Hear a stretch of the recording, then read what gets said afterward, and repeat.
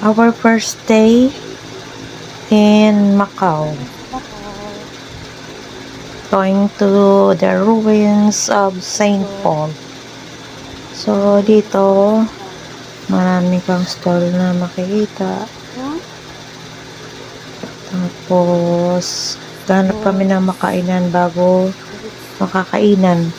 kami pumunta sa ruins of St. Paul. So, may nadaanan kami na souvenir shop. Magkano Ako, discount? Diyos ko, Day, Pinay. Magkano yung Pinay mga si Inday. Oh, sige, So, sige. pili kami ng souvenirs pero Ganon, pagkatapos muna ng breakfast. Magkano yung Excited na ating kababayan.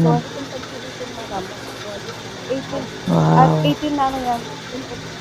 Magaganda rin ang mga stickers siya. Pag piso. Kaya lang mahal pala. Mahal sa Macau. Meron din yan pala sa Hong Kong.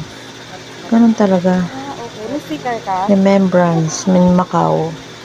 Kakain ko sila. Maganda rin ang mga ano yun. Ng mga souvenirs. Yung sa amin lang naman yung ano, magnet ref.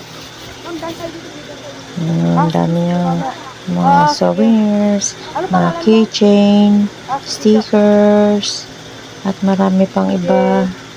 So, kakain muna kami dito. Sa isang Chinese restaurant.